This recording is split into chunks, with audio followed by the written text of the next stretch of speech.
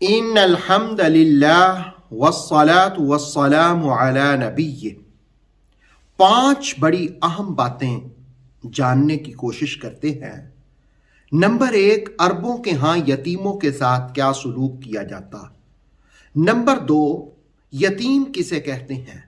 Number 3، سورہ نساء کی آیت نمبر 2 میں 3 کون سے گناہ بیان ہوئے ہیں۔ نمبر 4، اس آیہ مقدسہ کا پس منظر کیا ہے۔ نمبر 5، خوباً کا مفہوم کیا ہے۔ پہلے آیہ مقدسہ کا ترجمہ ملاحظہ ہو۔ وَآتُوا الْيَتَامَىٰ أَمْوَالَهُمْ، اور دے دو یتیموں کو ان کے مال۔ وَلَا تَتَبَدَّلُوا الْخَبِيثَ بِالطَّيِّبِ، اور نہ تبدیل کرو اچھے مال کو گندے مال کے ساتھ۔ وَلَا تَأْكُلُوا أَمْوَالَهُمْ إِلَىٰ أَمْوَالِكُمْ، اور تم ان کے مال نہ کھاؤ اپنے مالوں میں ملا کر۔ إِنَّهُ كَانَ حُوبًا كَبِيرًا، بے شک یہ بڑا گناہ ہے۔ اب آپ دیکھیں کہ اس آیہ مقدسہ میں پہلا حکم جو دیا گیا وہ ہے یتیموں کو ان کے مال دے دو۔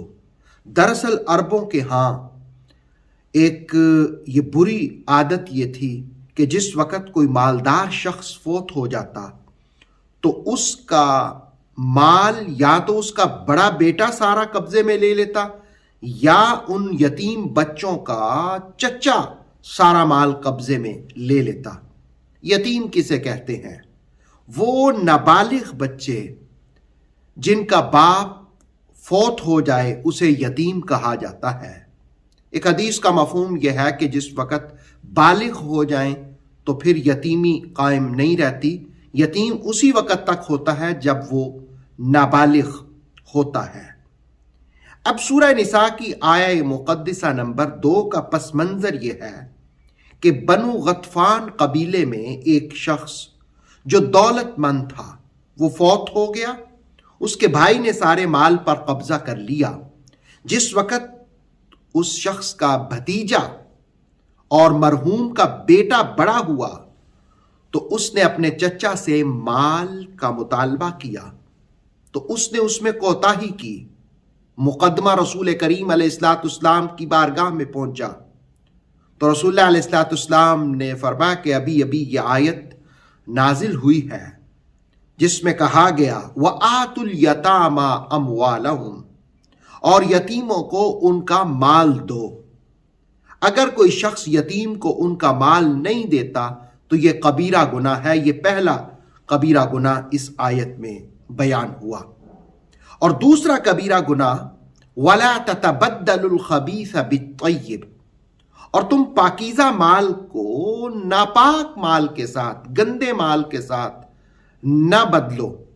دراصل جس وقت بسا اوقات یتیموں کو ان کا مال واپس دیا جاتا تو گنتی پوری کرنے کی طرف دھیان دیا جاتا، لیکن مال کی کوالٹی کو نہ دیکھا جاتا۔ مثلا جانور ہیں تو اگر 50 جانور یتیم کے والد نے چھوڑے تو فربا جانور اپنے پاس رکھ لیے، اور یتیم بچہ جب بڑا ہوا تو کمزور لاغر جانور اس کو گنتی پوری کر کے دے دیے۔ تو قرآن مجید نے کہا گندے مال کو اچھے مال کے ساتھ، اچھے مال کو گندے مال کے ساتھ، دونوں صورتیں ٹھیک نہیں ہے، ایسے نہ کرو۔ یہ بھی کبیرہ گناہ ہے۔ یہ دوسرا کبیرہ گناہ اس آیت میں بیان ہوا۔ اور تیسرا پھر کہا کہ ان کے مال اپنے مال میں ملا کر کے مت کھاؤ، اس لیے کہ یتیم کے مال کو کھانا اپنے پیٹ میں آگ بھرنا ہے۔ اور سورہ نساء نے کہا اِنَّهُ كَانَ حُوبًا كَبِيرًا، بے شک یہ بڑا گناہ ہے۔ خوباً کا مفہوم یہ ہوتا ہے کہ اونٹوں کو ڈانٹنا۔ یہ زبیدی حنفی نے لکھا، اور تفسیر تبصرہ نے راغب اصفہانی کے حوالے سے لکھا کہ ایسی ضرورت جو محتاج کو جرم پر مجبور کر دے اسے خوب کہتے ہیں۔ اور ابن منظور کے حوالے سے، لسان العرب کے حوالے سے یہ معانی لکھے گئے: بیماری، وحشت، حق تلفی، گناہ، حاجت، مسکنت۔ اس آیت میں خوباً گناہ کے معنی میں استعمال ہوا۔ گویا سورہ نساء نے کہا یہ تینوں کام بڑے گناہ ہیں: یتیموں کو ان کا مال نہ دینا، ان کے مال کو گندے مال کے ساتھ تبدیل کرنا، اور تیسرے نمبر پر ان کے مال اپنے مال میں ملا کر کھانا۔ یہ تینوں کبیرہ گناہ ہیں، اللہ ان سے محفوظ فرمائے۔ اوتھینٹک اسلامک نالج کے لیے نور وحی یوٹیوب چینل کو سبسکرائب کیجئے، بیل آئیکن کو بھی لازمی پریس کریں۔ نور وحی کے فیس بک پیج، ٹک ٹاک اور انسٹاگرام کو بھی فالو اور لائک کیجئے تاکہ ہماری ہر نئی آنے والی ویڈیو آپ تک بر وقت پہنچ سکے۔